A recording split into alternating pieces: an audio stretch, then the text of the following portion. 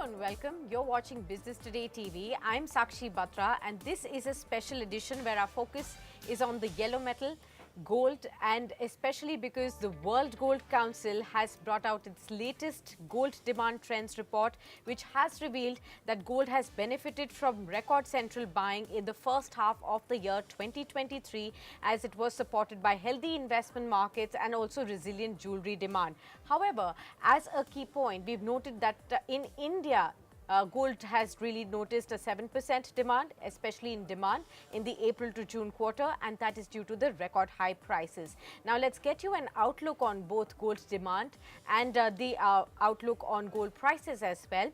From WGC itself, joining in is a very special guest with me. Mr. Somasundaram PR joins in. He is the regional CEO of India at the World Gold Council. Welcome, sir, and thank you so much for taking the time out for this discussion. Well, let me just bring out the point where you have mentioned in your report that gold demand in India particularly, which is the world's second largest consumer of gold, has in fact slipped in Q2 of the calendar year. Help us with the reasons behind the same. Well, as we have stated, it's largely to do with the price. As the prices have shot up very fast, consumers tend to stay on the sidelines to see whether this is a blip or is it a sustainable increase. It always happens. Volatility is good for the trading community, it's not good for the consumers. So that is what has really happened. On top of it, there have been other factors as well. Probably a little bit of inflation has bitten into the incomes, and that must also have reduced the amount that people could afford to buy gold. But primarily, the high prices, in fact, it touched something like 64,000 rupees in Indian rupee during the quarter, where gold prices were literally unaffordable for many people. That must have been the biggest reason. And to give you an indication, gold prices have gone up by nearly 12% above the prices of last year's same quarter. Okay, sir, can the second half demand be even worse than the first half? What is your own sense here? Well, generally, second half is the better half in every year. This is a general rule. Although we have seen even Q2 sometimes Akshay Tritiya just exceeding expectations. Generally, in the Indian demand is such that second half is the biggest quarter, and within the second half, the fourth quarter, when you have generally puja and then Dhanteras and others coming in, and then the wedding season. This is how it is. In fact, fourth quarter is something which everybody looks forward to when it is in the jewelry business. Now, it is the third quarter. Part of it is lost in monsoons, because generally in monsoons, unless there is something like a significant price drop or something, people tend to focus on other stuff. And towards September, of course, it comes back with Ganpati festival. So the 4 months of the last year are very important. So it will always be higher than the first half. Okay. Okay, so for the entire year 2023, if I ask you, what's going to be the outlook on the gold demand? If you could explain in percentage terms and also quantify it and compare it with the previous or the average demand that has been there in the previous years. Yes, you see, 2021, our total demand was 797 tons. Okay, that is the real post-COVID year. Although we had a COVID quarter, it was one where the lockdowns were completely relaxed, and the fourth quarter just saw an upsurge, which we have never witnessed for over 20 years. Okay? It was one of the best quarters in our data series. So it was 797. Last year, 2022, it was a little lower than 797. We saw it as 770 tons. Okay. So 774 tons was the demand last year. So it was a little softer than 2021. It was soon after lockdown release. This year, we expect it to be around 650 to 750 tons. Okay. In a sense, we are expecting that this will be lower than last year at the moment, because first half has been 271 tons, which is a 12% drop over the first half of last year.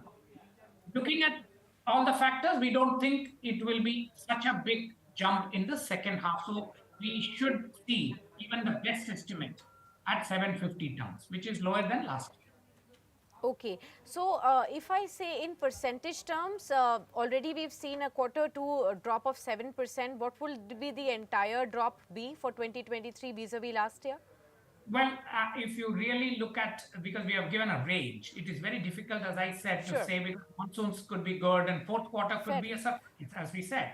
But if it happens to be, let us take 750 tons against 774 tons last year, then it is, I mean, let's take it as 700 tons on an average instead of 750 Yes. tons. It is actually a 10% drop. Okay. And in the quantity terms, since you are expecting this range vis-a-vis the last few years, what will it be? The dip, If it is you think how low will it be in comparison to the previous years? Well, as I said, if it is 750 tons, it will be 25 tons lower than last year. And if it is 700 tons, it will be 75 tons last year, 10% drop. But important thing is to say that it looks like it's going to be softer in volume terms. Although in price terms, it may not look as bad because, the prices have really shot up. Absolutely. I'll come back to the prices as well, sir. But if I try and understand the details of the dip of the April to June report that you've brought about, where have you actually seen this demand slackening? Is it jewelry? Is it bar and coins? Could you also share more details on how the digital demand for gold has fared in this quarter? Yes. First of all, let me take that digital question out of the way. Yes, Digital yes. is very fast growing, extremely, what I would say, people are getting used to it. There are digital platforms which sell gold where you can accumulate gold for as low as probably 10 rupees. And, but they are still, waiting for a regulation. That's a very small part of the market. I would go to the extent of saying they're insignificant at this moment. For an 800-ton market, a 5-ton or a 10-ton doesn't matter. Okay. And that too in terms of volumes. Okay. So I would not, what we have seen is that the digital volumes are growing, the digital activities are growing. They are still too small in comparison with the brick and mortar sales. Okay. Coming back to where we have seen the drop, see, 80% of Indian demand comes through jewelry, generally. It could be 70 sometimes, it was even 60% sometimes, which means bars and coins were nearly 40% in a few years. But generally, it's about 20 to 25% is bars and coins, 75% is jewelry. Okay. So the big drop has come in jewelry, which is a drop of 8% during the quarter. And bars and coins also have seen a drop, which is a 3% drop. So bars and coins, on an average, we buy about 180 tons in a year. And for a quarter, it's about 30 tons this quarter. So it is about 3% below the last year. Okay. Sir, I also wanted to understand there is a contrast in which you have also mentioned in your report that the gold imports for this quarter have actually seen a jump of 16% to 209 tons. So, why are we really importing more if the demand is less? If you could explain for the wider audience. Yes, you see, imports have a certain imports are in anticipation of what you're going to do for the next season because people have to manufacture jewelry. There is a turnaround time. 180 days. People keep it in the shops. They take time to produce and then keep it in the shop and then sell it. It's not like the turnaround time is very fast in jewelry making. So, what we see is when imports are high, imports and recycling and things like that are higher, which is supply, it can only mean that there is stocking up happening. So the inventories at the trade level are higher.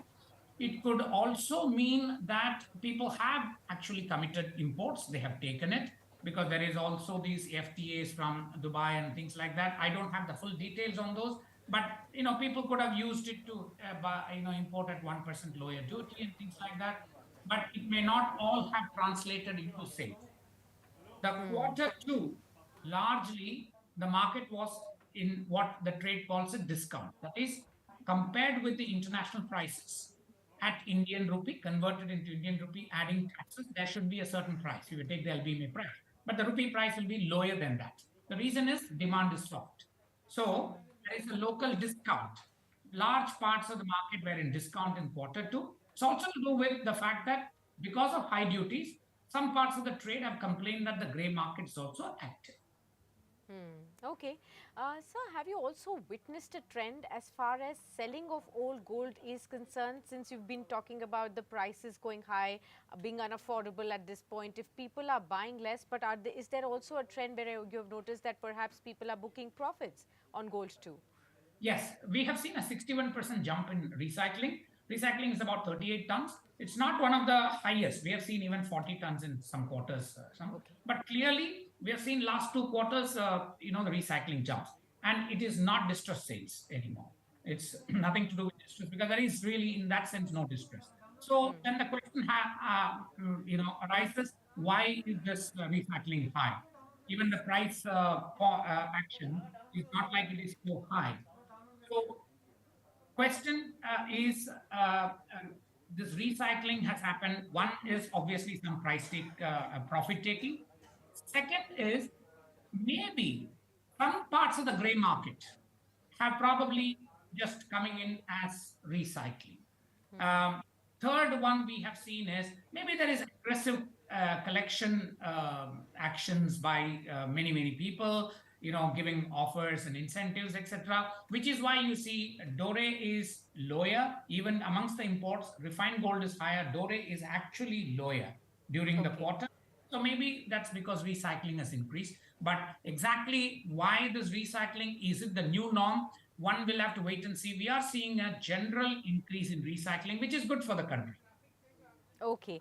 Just last question there. I wanted to understand, looking ahead for the second half of 2023, what is your own outlook on gold? I'm not asking you to predict the prices for us, but if you could detail for us the kind of uptrend that we have seen, will that continue? The factors that will be impacting the gold prices as well. If you could just give us a broader sense of how one should be prepared for the gold outlook going forward. You see, it's a very good question. If you really see about 2 years ago, we were having similar discussions on 50,000 rupee price range. Oh, is 50,000 going to hold out, or are we Yes. going to go to 45,000? Now, if somebody offers gold at 50,000, I mean, the people will absolutely great crash, right? Right now, we are talking about 60, 65,000. This is the nature of trade because of the various global factors. Gold has, in a sense, moved up. It is now, in many local currencies, it is at lifetime high, including in rupee. Of course, in rupee, it's not lifetime high. It's about 60,000 or 61,000 now. Now, the question is, what is going to happen to gold in the next 6 months? It's a very difficult thing to predict. And as you rightly said, we don't forecast prices. But if you take a longer term scenario, let's see what is going to happen. The biggest buyers of gold now, as an aggregate sector, is the central bank demand. Central banks have brought something close to 390 tons in this first half, record first half. Okay, Yeah. last year they bought a record 1,000 tons, 1,000 tons last year, and this is not isolated central bank buying a big block deal. These Sure. are various central banks, including Singapore, many banks, including Reserve Bank itself. They bought 10 tons in the first half. So Okay. the central bank activity in gold also tells us probably that gold is a very good diversifier. So Yes. given thing that what should you expect for the future? I mean, you should expect similarly that what you expected at 50, you should expect at 60. There will be some volatility, but the trend of moving up seems to be something which we cannot avoid given various monetary policies in action, given various uncertainties in the globe. Okay, fair enough. Point taken right there. The uptrend might continue looking at the broader factors that are impacting the gold prices, but demand is seeing slackening for this year 2023. As per expectations, there could be almost a 10% dip this time around, as Sir has just pointed out. Many thanks, Mr. Somasundaram, for being with us on the show and sharing with all our viewers all the insights from your gold demand trends report for Q2. And here's also looking forward to many more interactions going forward to understand the larger trend of gold outlook going forward as well. Always a pleasure having you with us on BTTV. All right, and with that, we wrap up this special edition for you. But do stay tuned on to Business Today TV as the Market Today show will be up next. to help you understand the closing action on the D Street.